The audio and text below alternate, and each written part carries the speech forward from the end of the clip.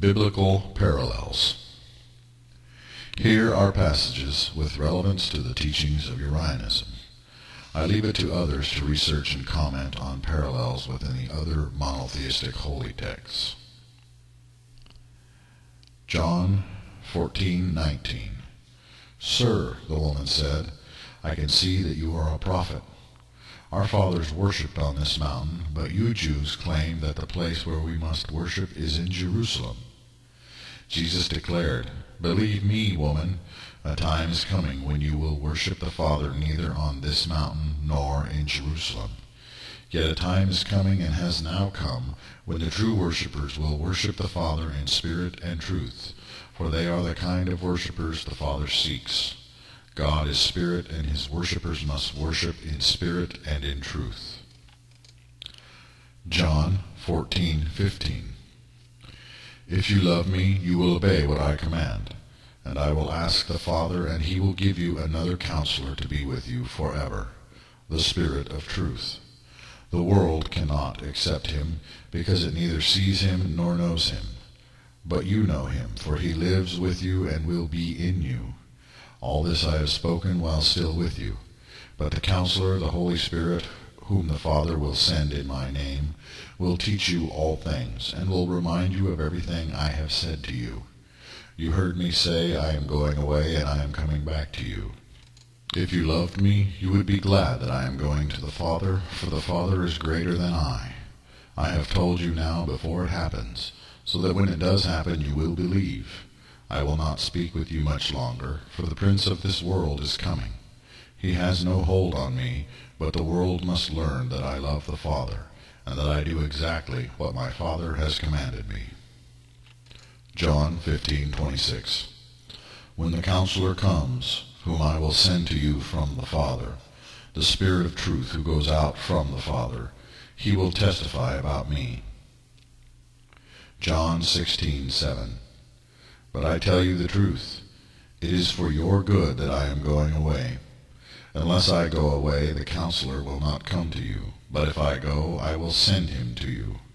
When he comes, he will convict the world of guilt in regard to sin and righteousness and judgment. In regard to sin, because men do not believe in me. In regard to righteousness, because I am going to the Father, where you can see me no longer. And in regard to judgment, because the prince of this world now stands condemned. I have much more to say to you, more than you can now bear. But when he, the Spirit of truth, comes, he will guide you into all truth. He will not speak on his own, he will speak only what he hears, and he will tell you what is yet to come. He will bring me glory by taking from what is mine and making it known to you. Revelation 1:16. In his right hand he held 7 stars, and out of his mouth came a sharp, double-edged sword. The mystery of the 7 stars that you saw in my right hand, and of the 7 golden lampstands is this. The 7 stars are the angels of the 7 churches, and the 7 lampstands are the 7 churches. Revelation 4:5. From the throne came flashes of lightning, rumblings and peals of thunder. Before the throne 7 lamps were blazing. These are the 7 spirits, or sevenfold Spirit, of God. Revelation 5:6. Then I saw a lamb, looking as if it had been slain, standing in the center of the throne, encircled by the 4 living creatures and the elders. He had 7 horns and 7 eyes, which are the 7 spirits of God sent out into all the earth. He came and took the scroll from the right hand of him who sat on the throne. And they sang a new song. You are worthy to take the scroll and to open its seals, because you were slain, and with your blood you purchased men for God from every tribe and language and people and nation. You have made them to be a kingdom and priests to serve our God, and they will reign on the earth. Revelation 10:1. Then I saw another mighty angel coming down from heaven. He was robed in a cloud with a rainbow above his head. His face was like the sun, and his legs were like fiery pillars. He was holding a little scroll which lay open in his hand. He planted his right foot on the sea and his left foot on the land, and he gave a loud shout like the roar of a lion. When he shouted, the voices of the 7 thunders spoke, And when the seventh thunder spoke, I was about to write, but I heard a voice from heaven say, "Seal up what the seven thunders have said, and do not write it down." Then the angel I had seen standing on the sea and on the land raised his right hand to heaven. And he swore by him who lives forever and ever, who created the heavens and all that is in them, the earth and all that is in it, and the sea and all that is in it, and said, "There will be no more delay. But in the days when the seventh angel is about to sound his trumpet, the mystery of God will be accomplished, just as he announced to his servants the prophets." Then the voice that I had heard from heaven spoke to me once more. "Go, take the scroll that lies open in the hand of the angel who is standing on the sea and on the land." So I went to the angel and asked him to give me the little scroll. He said to me, "Take it and eat it. It will turn your stomach sour, but in your mouth it will be sweet as honey." I took the little scroll from the angel's hand and ate it. It tasted as sweet as honey in my mouth, but when I had eaten it, my stomach turned sour. Then I was told, "You must prophesy again about many peoples, nations, languages, and kings." Daniel 10:21. But first I will tell you what is written in the book of truth. Daniel 11:33. Those who are wise will instruct many, though for a time they will fall by the sword or be burned or captured or plundered. When they fall they will receive a little help, and many who are not sincere will join them. Some of the wise will stumble, so that they may be refined, purified, and made spotless until the time of the end. For it will still come at the appointed time. Daniel 12:1. At that time Michael, the great prince who protects your people, will arise. There will be a time of distress such has not been happened from the beginning of nations until then. But at that time your people, everyone whose name is found written in the book, will be delivered. Multitudes who sleep in the dust of the earth will awake, some to everlasting life, others to shame and everlasting contempt. Those who are wise will shine like the brightness of the heavens, and those who lead many to righteousness like the stars forever and ever. But you, Daniel, close up and seal the words of the scroll until the time of the end. Many will go here and there to increase knowledge. I heard, but I did not understand. So I asked, "My Lord, what will be the outcome of all this?" He replied, "Go your way, Daniel, because the words are closed up and sealed until the time of the end. Many will be purified, made spotless and refined, but the wicked will continue to be wicked. None of the wicked will understand, but those who are wise will understand. As for you, go your way until the end." Revelation 2:17. He who has an ear, let him hear what the Spirit says to the churches. To him who overcomes I will give some of the hidden manna. I will also give him a white stone with a new name written on it, known only to him who receives it. Zechariah 3:8. Listen, O high priest Joshua, and your associates seated before you, who are men symbolic of things to come. I am going to bring my servant, the branch. See the stone I have set in front of Joshua. There are 7 eyes on that one stone, and I will engrave an inscription on it, says the Lord Almighty, and I will remove the sin of this land in a single day. Zechariah 4:1. Then the angel who talked with me returned and wakened me, as a man is wakened from his sleep. He asked me, "What do you see?" I answered, "I see a solid gold lampstand with a bowl at the top and 7 lights on it, with 7 channels to the lights. Also there are 2 olive trees by it, one on the right of the bowl and the other on the left. Who despises the day of small things? Men will rejoice when they see the plumb line in the hands of Zerubbabel. These 7 are the eyes of the Lord, which range throughout the earth." Then I asked the angel, "What are these 2 olive trees on the right and left of the lampstand?" Again I asked him, "What are these 2 olive branches beside the 2 gold pipes that pour out golden oil?" He replied, "Do you not know what these are?"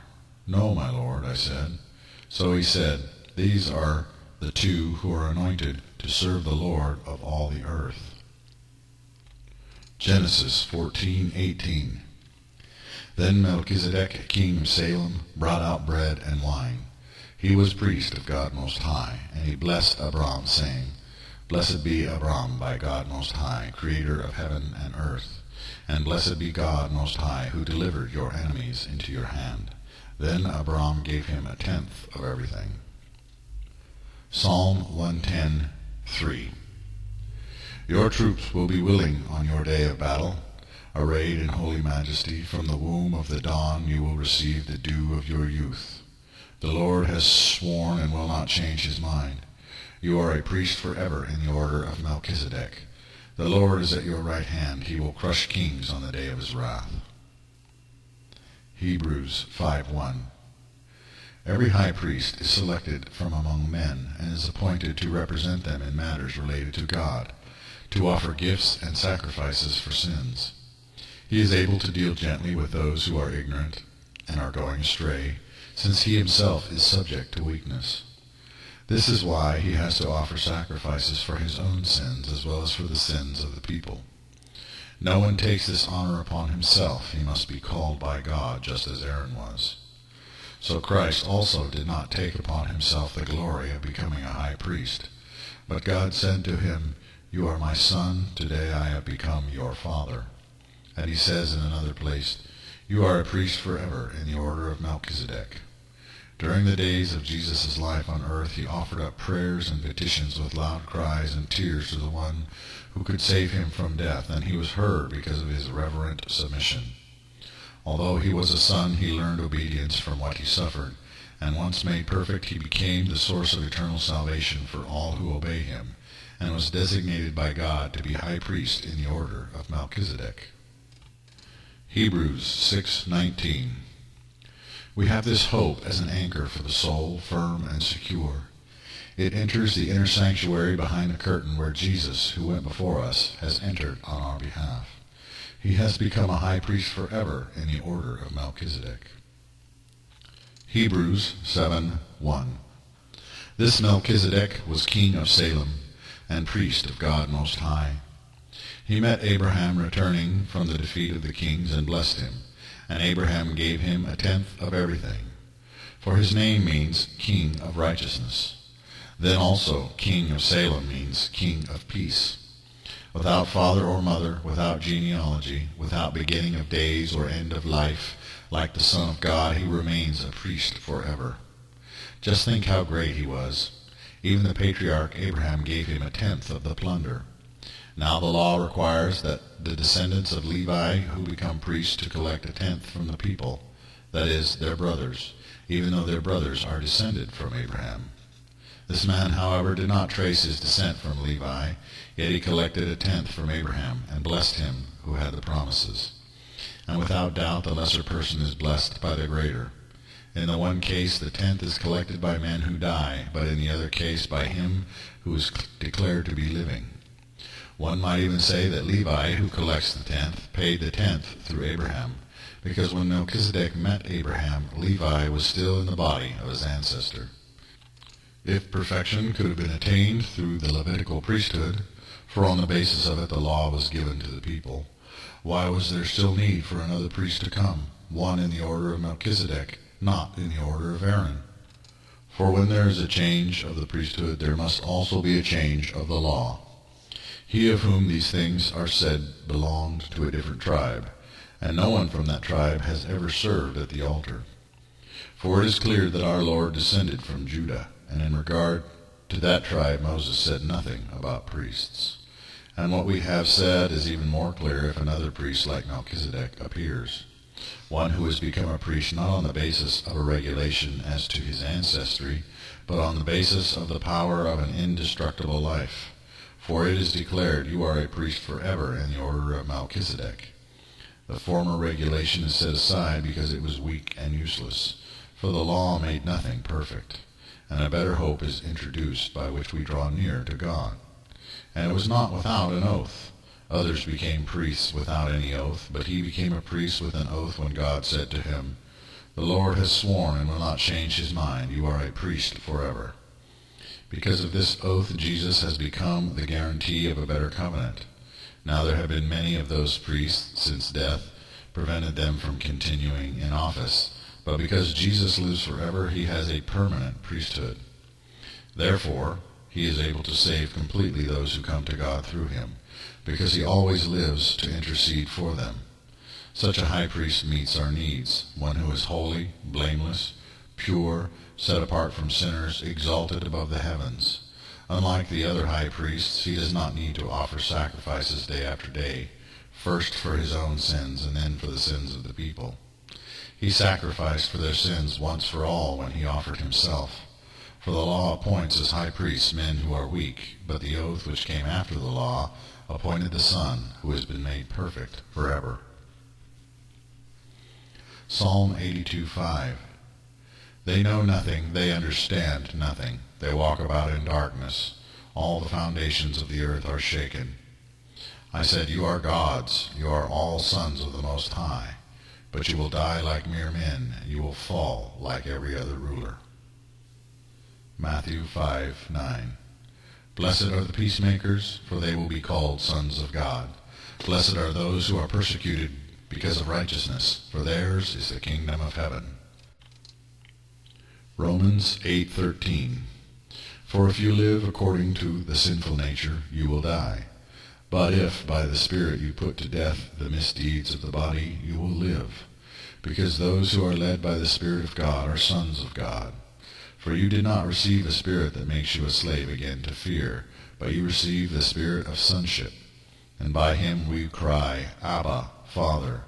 The creation waits in eager expectation for the sons of God to be revealed. Romans 9:25. As he says in Hosea, I will call them my people who are not my people, and I will call her my loved one who is not my loved one. And it will happen that in the very place where it was said to them, you are not my people, they will be called sons of the living God. Galatians 4:6. Because you are sons, God sent the Spirit of his Son into our hearts, the Spirit who calls out, Abba, Father. So you are no longer a slave, but a son. And since you are a son, God has made you also an heir. Hebrews 2:9. But we see Jesus, who was made a little lower than the angels, not crowned with glory and honor because he suffered death, so that by the grace of God he might taste death for everyone. In bringing many sons to glory, it was fitting that God, for whom and through whom everything exists, should make the author of their salvation perfect through suffering. Both the one who makes men holy and those who are made holy are of the same family. So Jesus is not ashamed to call them brothers. Hebrews 12:6. Because the Lord disciplines those he loves, and he punishes everyone he accepts as a son. Endure hardship as a discipline. God is treating you as sons. For what son is not disciplined by his father? If you are not disciplined, and everyone undergoes discipline, then you are illegitimate children and not true sons. Acts 1:17. In the last days, God says, I will pour out my Spirit on all people. Your sons and daughters will prophesy, your young men will see visions, your old men will dream dreams. Even on my servants, both men and women, I will pour out my Spirit in those days, and they will prophesy. I will show wonders in the heavens above and signs on the earth below, blood and fire and billows of smoke. The sun will be turned to darkness and the moon to blood before the coming of the great and glorious day of the Lord, and everyone who calls on the name of the Lord will be saved. Acts 2:42. They devoted themselves to the apostles' teachings and to the fellowship, to the breaking of bread and to prayer. Everyone was filled with awe, and many wonders and miraculous signs were done by the apostles. All the believers were together and had everything in common. Selling their possessions and goods, they gave to anyone as he had need. Every day they continued to meet together in the temple courts. They broke bread in their homes and ate together with glad and sincere hearts, praising God and enjoying the favor of all the people. Acts 4:32. All the believers were one heart and mind. No one claimed that any of his possessions was his own, but they shared everything they had. With great power the apostles continued to testify to the resurrection of the Lord Jesus, and much grace was upon them all. There were no needy persons among them, for from time to time those who owned lands or houses sold them, brought the money from the sales, and put it at the apostles' feet, and it was distributed to anyone as he had need. Corinthians 1:18. For the message of the cross is foolishness to those who are perishing, but to us who are being saved it is the power of God. For it is written, I will destroy the wisdom of the wise, the intelligence of the intelligent I will frustrate. Where is the wise man? Where is the scholar? Where is the philosopher of this age? Has not God made foolish the wisdom of the world? For since in the wisdom of God the world through its wisdom did not know him, God was pleased through the foolishness of what was preached to save those who believed. Jews demanded miraculous signs, and Greeks looked for wisdom. But we preach Christ crucified, a stumbling block to Jews and foolishness to Gentiles. But to those whom God has called, both Jews and Greeks, Christ, the power of God and the wisdom of God. For the foolishness of God is wiser than man's wisdom, and the weakness of God is stronger than man's strength. Brothers, think of what you were when you were called. Not many of you were wise by human standards. Not many were influential. Not many were of noble birth. But God chose the foolish things of the world to shame the wise. God chose the weak things of the world to shame the strong. He chose the lowly things of the world and the despised things, and the things that are not, to nullify the things that are, so that no one may boast before him. It is because of him that you are in Jesus Christ, who has become for us wisdom from God, that is, our righteousness, holiness, and redemption. Therefore, as it is written, let him who boasts, boast in the Lord. Ephesians 6:10. Finally, be strong in the Lord and in his mighty power. Put on the full armor of God so that you can take your stand against the devil's schemes. For our struggle is not against flesh and blood, but against the rulers, against the authorities, against the powers of this dark world, and against the spiritual forces of evil in the heavenly realms. Therefore, put on the full armor of God, so that when the day of evil comes, you may be able to stand your ground, and after you have done everything, to stand. Revelation 13. And I saw a beast coming out of the sea. He had 10 horns and 7 heads, with 10 crowns on his horns, and on each head a blasphemous name. The beast I saw resembled a leopard, but had feet like those of a bear, and a mouth like that of a lion. The dragon gave the beast his power and his throne and great authority. One of the heads of the beast seemed to have had a fatal wound, but the fatal wound had been healed. The whole world was astonished and followed the beast. Men worshipped the dragon because he had given authority to the beast, and they also worshipped the beast and asked, who is like the beast? Who can make war against him? The beast was given a mouth to utter proud words and blasphemies, and to exercise his authority for 42 months.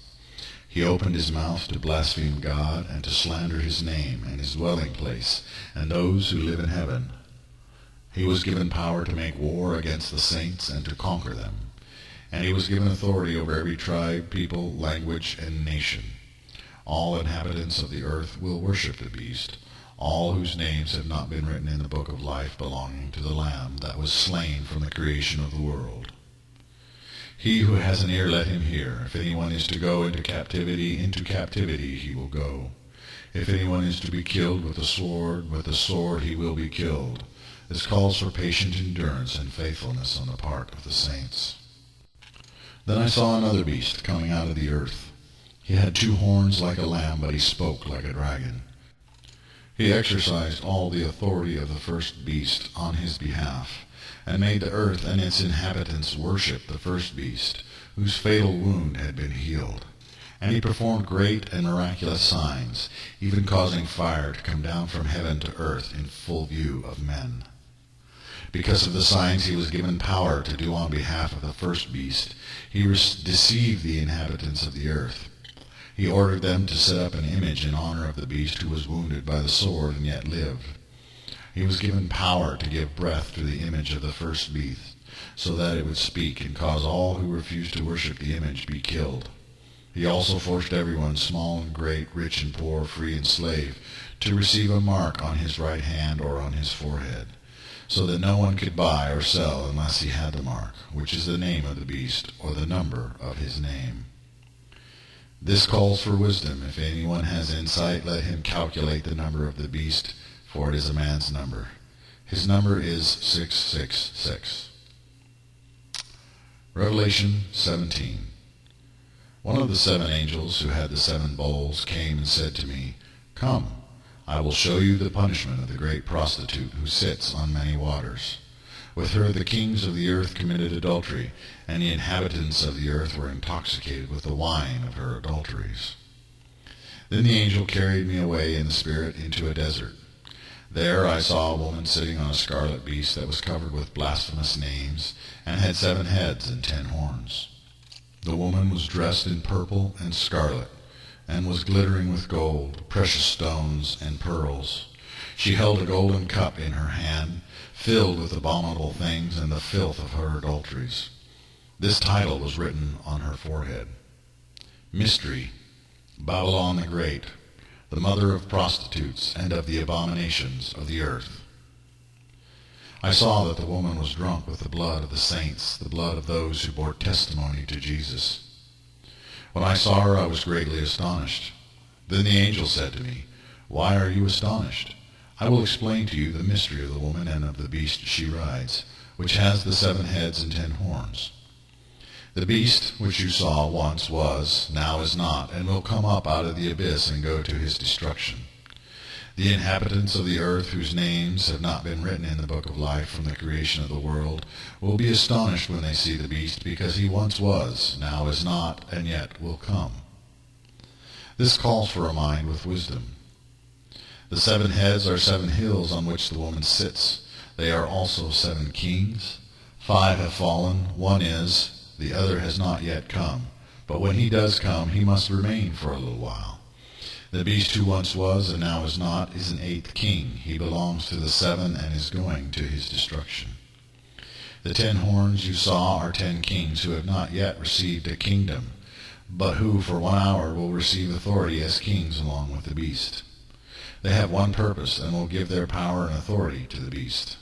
They will make war against the Lamb, but the Lamb will overcome them, because he is the Lord of lords, the King of kings. And with him will be his called, chosen, and faithful followers. Then the angel said to me, "The waters you saw where the prostitute sits are peoples, multitudes, nations, and languages. The beast and the 10 horns you saw will hate the prostitute. They will bring her to ruin and leave her naked. They will eat her flesh and burn her with fire. For God has put it into their hearts to accomplish his purpose by agreeing to give the beast their power to rule until God's words are fulfilled. The woman you saw is the great city that rules over the kings of the earth."